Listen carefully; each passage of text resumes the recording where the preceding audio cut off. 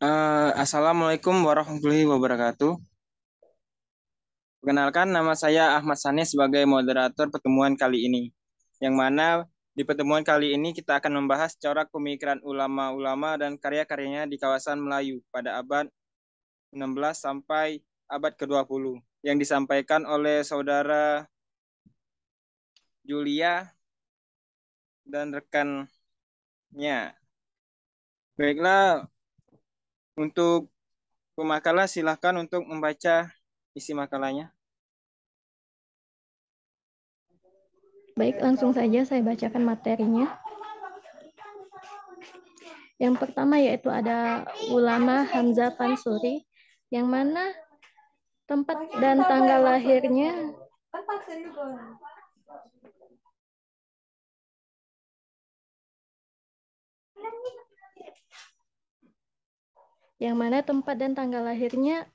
tidak terlalu diketahui secara pastinya. Ada yang menyebutkan bahwa ia dilahirkan di Baros pada akhir abad ke-16.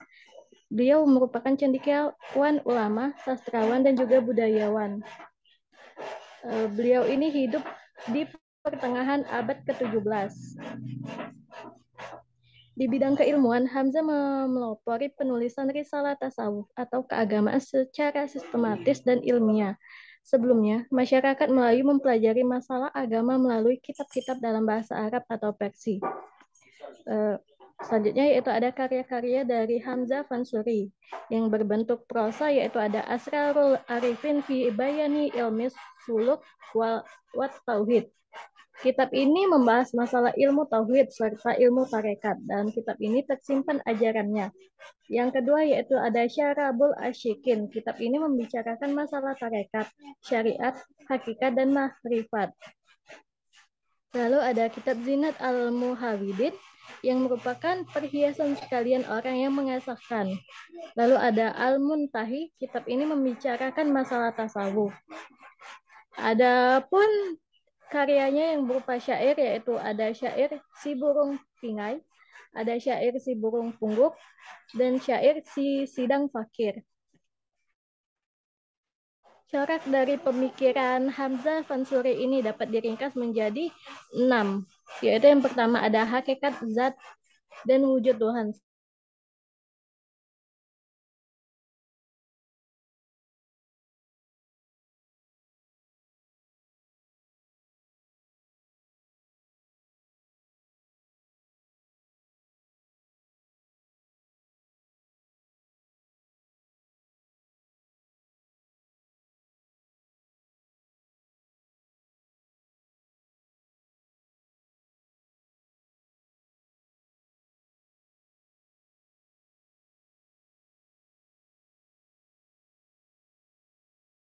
Sama dengan zat dan wujud alam.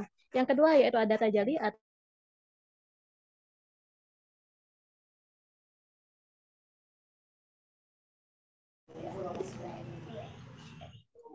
Selanjutnya yang kelima ada usaha manusia tersebut harus dipimpin oleh guru yang berilmu sempurna. Lalu ada keenam, manusia yang berhasil mencapai kebersamaan dengan Tuhan adalah manusia yang telah mencapai makrifat yang sebesar-besarnya, yang telah berhasil mencapai taraf ketiadaan diri atau fana fi Allah. Ulama yang kedua yaitu adalah Syekh Muhammad Yusuf Abu Al-Mahasin Hadiyullah Taj Al-Halwati Al-Makassari. Biografinya yaitu dikenal di Makassar dengan gelarnya Tuan Ta Samalaka. Beliau dilahirkan pada tahun 1036 Hijriah atau 1626 Masehi. Beliau termasuk dari keluarga kerajaan Gawo yang memeluk Islam sekitar 23 tahun sebelum kelahiran Syekh Yusuf. Sejak kecil, beliau belajar ilmu-ilmu Islam, kemudian mendalami juga ilmu tasawuf. Syekh Yusuf membagi kaum beriman ke dalam 4 kategori, yaitu ada orang yang hanya mengucapkan syahadat tanpa benar-benar beriman, dinamakan munafik. Yang kedua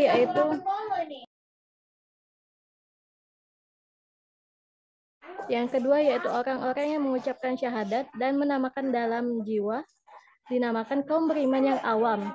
Yang ketiga yaitu ada orang yang beriman yang benar-benar menyadari implikasi lahir dan batin dari pernyataan keimanan dalam kehidupan, dinamakan golongan elit. Selanjutnya yaitu adalah kategori dari tertinggi yang disebut sebagai yang terpilih dari golongan elit atau khas al-hawasa. Karya-karya dari Yusuf Al-Makassari ini adalah yang terkenal Zubdat al-Asrar fi Tahqiq Masyarif al-Ahyar, lalu ada Taj al-Asrar fi Nahqiq Masyrab al-Arifin min al-Istibsar. Karyanya yang paling populer yaitu Safinat an-Najah yang hingga kini masih dapat diajarkan di berbagai pesantren. Di Museum Pusat Jakarta juga didapati sekitar 10 manuskrip dari Syekh Yusuf yang belum diterjemahkan.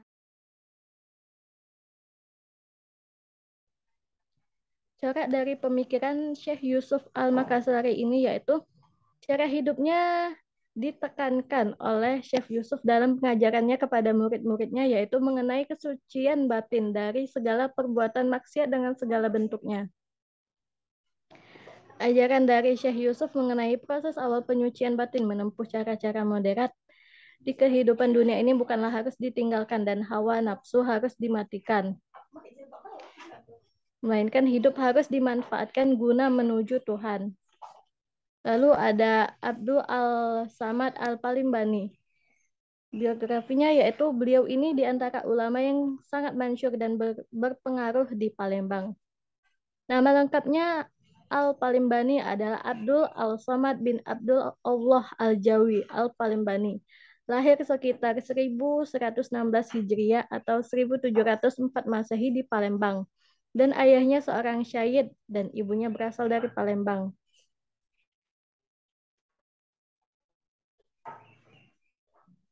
Karya-karya dari Al-Palembani ini yaitu karya tulis yang telah dibuat oleh Al-Palembani, Kitab Zuhro Al-Murid fi Bayan Kalimat At-Tauhid. Karya ini berbahasa Melayu yang membahas tentang logika atau mantik dan teologi atau usuluddin. Kitab Syahrur Al-Salikin, kamus yang diberi nama Al-Naf Al-Yamani Al-Ruh Wal-Rahyani dan lain-lain. Karya lainnya yaitu Hidayat Al-Salikin fi Suluk Maslak Al-Muttaqin dan Syah Al-Salikin ila Ibadah Rabb Al-Alamin. Kitab-kitab ini disebutkan di atas adalah kitab yang menjadi rujukan bagi umat Islam Nusantara dan sebagainya telah diterjemahkan ke dalam bahasa daerah di Indonesia seperti bahasa Sunda dan juga bahasa Jawa. Corak dari pemikiran Syekh Abdul Somad Al-Palembani yaitu terdiri dari ajakan untuk memiliki akhlak terpuji, ajakan memperbanyak zikir, ajakan untuk hormat kepada guru, ajakan untuk menjadi pribadi yang mengamalkan tarekat, ajakan untuk melakukan wirid-wirid, ajakan untuk memanfaatkan dunia dan juga akhirat, serta ajakan untuk mempelajari ilmu tasawuf. Lalu yang terakhir ada ajakan untuk menerima kebenaran yang dapat mendekatkan diri kepada Allah, serta untuk memperhatikan adab-adab dalam tarekat. Mungkin itu saja dari saya serahkan kepada moderator. Baiklah, terima kasih atas penjelasannya dari Julia. Selanjutnya, silakan kepada Anissa untuk melanjutkan makalahnya. Baiklah, ulama selanjutnya yaitu Ahmad Hasan. Ahmad Hasan tercatat dilahirkan pada tanggal 31 Desember 1887 di Singapura. Beliau lahir dari pasangan keturunan India dari garis ayah maupun ibu, yaitu Ahmad yang bernama asal Sina Papu Marichar dan ibu Muzna keturunan Mesir asal Madras, India, kelahiran Surabaya, Indonesia. Nama beliau sebenarnya Hasan, namun sesuai tradisi keturunan India yang tinggal di Singapura, nama ayah beliau tertulis di depan nama asli dan jadilah nama beliau yang terkenal dengan Ahmad Hasan dan sering pula disingkat menjadi A. Hasan.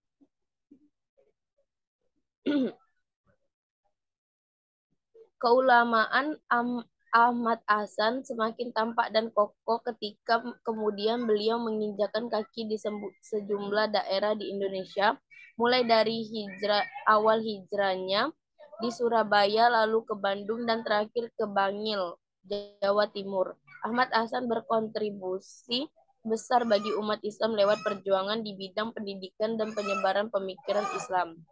Riwayat perjuangan itulah yang membuat pantas masuk ke dalam jajaran nama besar ulama Nusantara yang bersumbangsi bagi dinamika umat Islam pada eranya masing-masing.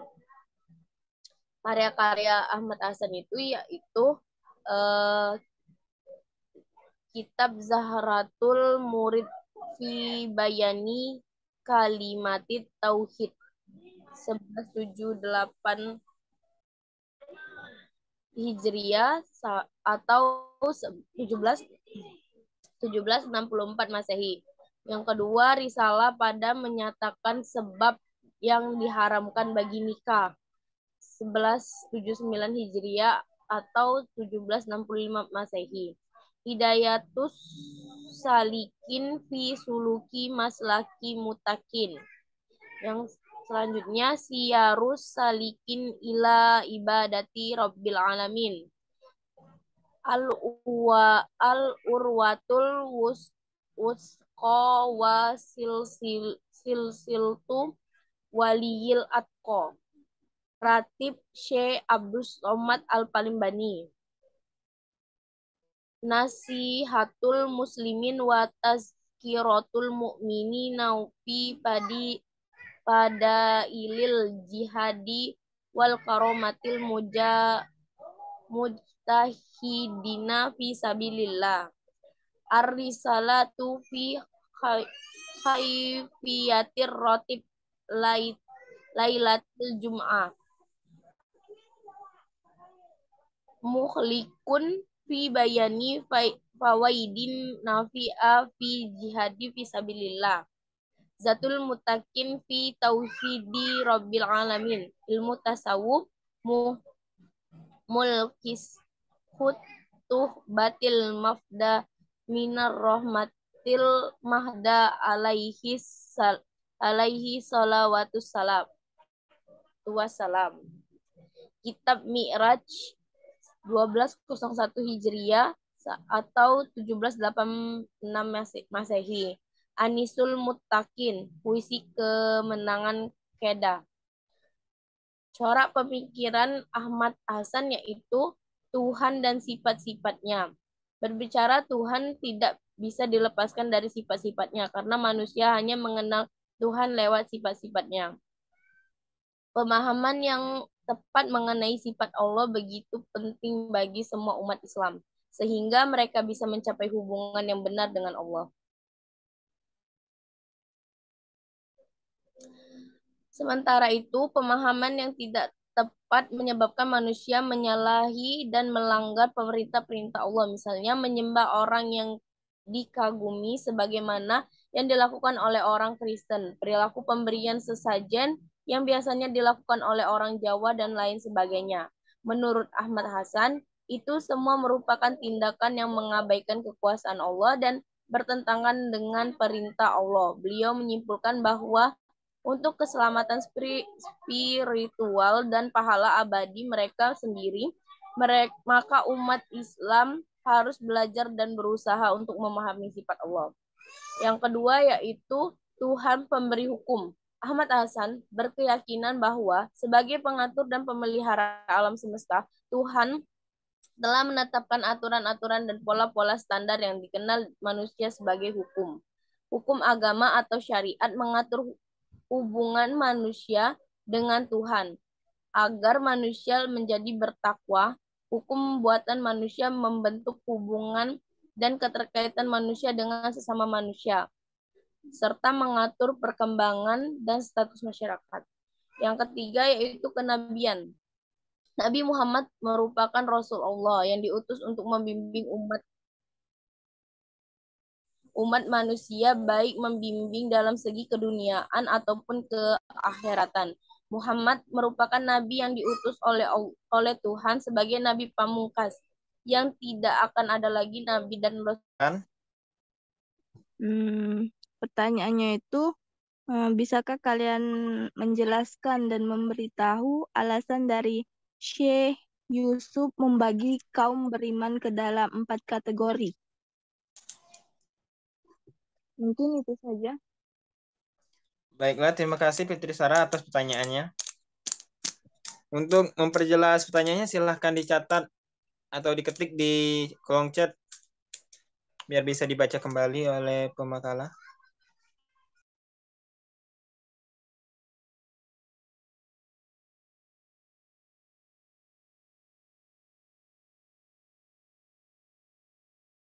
Baiklah kawan-kawan sekalian, apakah masih ada pertanyaan yang ingin disungguhkan?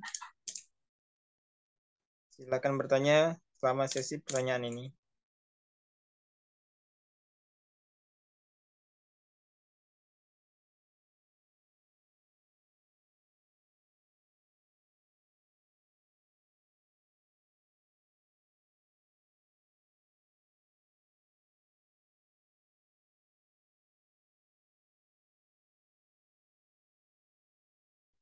Izin bertanya moderator.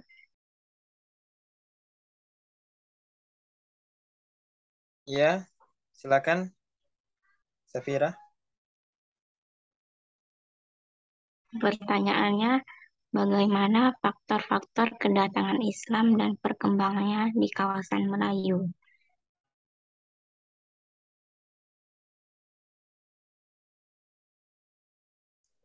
Baiklah, terima kasih.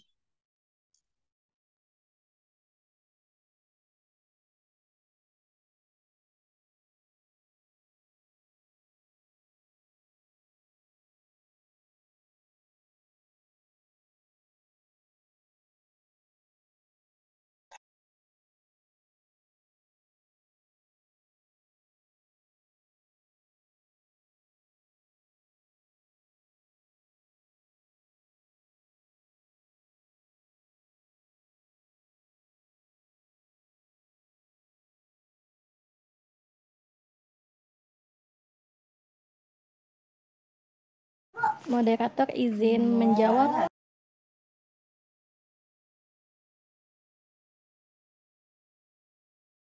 Ya, silakan.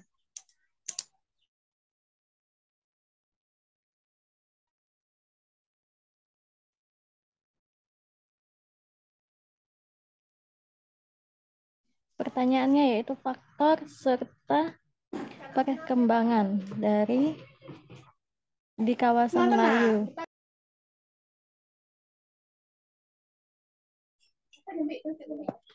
Faktornya yaitu ada 8. Yang pertama ada faktor perdagangan, kedua perkawinan, yaitu antara pendatang Muslim dengan wanita pribumi pada tahap awal kedatangan Islam.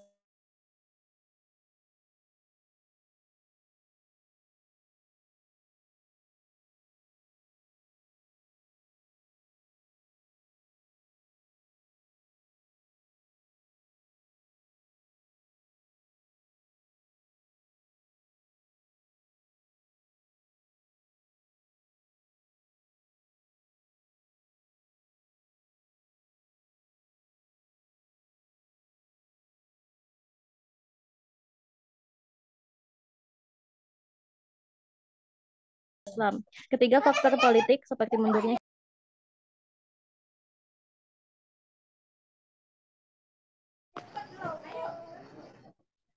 Lalu yang kedelapan ada mekarnya tradisi intelektual baru di lingkungan kerajaan-kerajaan Melayu sebagai dampak dari maraknya perkembangan Islam.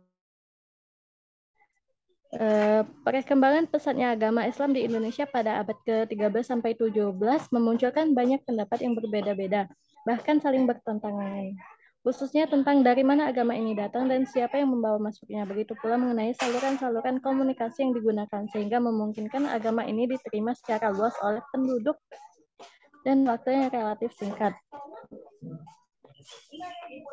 Pada abad ke-12 sampai 13 Masehi disebabkan banyaknya kekacauan dan peperangan di Timur Tengah termasuk Perang Salib mendorong penduduk Timur Tengah semakin ramai melakukan kegiatan pelayaran ke Asia Tenggara. Hal itu yang membuat perkembangan di Melayu semakin pesat. Mungkin itu saja dari saya.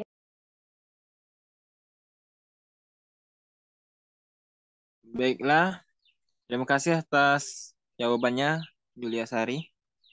Gimana Saudara Safira atas jawaban dari yang disampaikan oleh Saudari Julia Sari? Bisa dimengerti, makasih. Baiklah. Moderator izin menjawab pertanyaan Saudari Fitri Sarah. Silakan Anissa untuk menjawab pertanyaan dari Fitri Sarah. Pertanyaan tadi itu alasan Syekh Yusuf membagi menjadi 4 keimanan menjadi 4 kategori. Yaitu alasannya karena Syekh Yusuf ingin memurnikan ajaran Islam sejalan dengan syariah yang dikombinasikan dengan pemahaman tasawuf. Karena Syekh Yusuf itu juga mensucikan sisa-sisa kepercayaan animistik dan praktik-praktik tidak islami yang dia dapat selama menuntut ilmu melalui jaringan ulama internasional.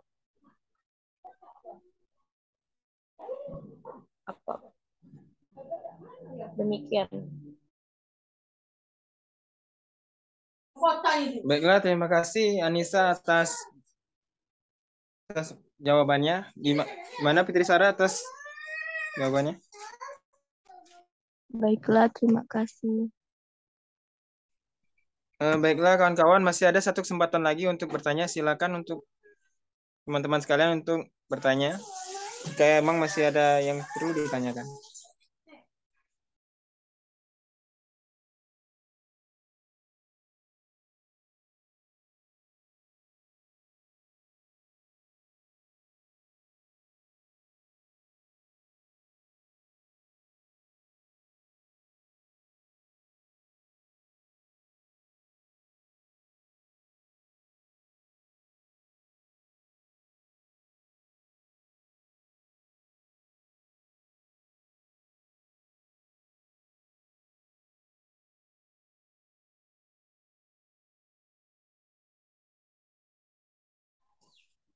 Baiklah, apakah masih ada yang ingin bertanya?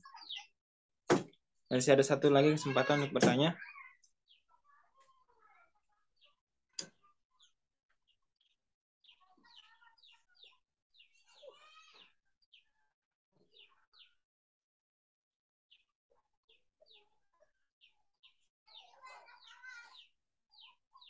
Baiklah, sepertinya tidak ada pertanyaan. Kita langsung penutupan. Baiklah, bisa dapat kita simpulkan di makalah ini, yang mana pembahasan kali ini kita membahas tokoh-tokoh yang ada di Melayu, yang mana kita bisa lihat bahwa tokoh-tokoh yang berdatangan ke kawasan Melayu itu sangat banyak. Ada yang berdatangan, ada juga yang berasal dari bangsa Melayu itu sendiri, yang mana menghasilkan tokoh-tokoh ulama yang luar biasa dengan karya-karya dan pemikirannya. Yang seperti dan kitab-kitabnya masih bisa kita lihat dan bisa kita gunakan sampai sekarang untuk rujukan ilmu yang kita lakukan sekarang. Baiklah, saya akhiri makalah pertemuan kali ini. Saya ucapkan terima kasih atas perhatiannya. Saya akhiri. Assalamualaikum warahmatullahi wabarakatuh. Waalaikumsalam warahmatullahi wabarakatuh.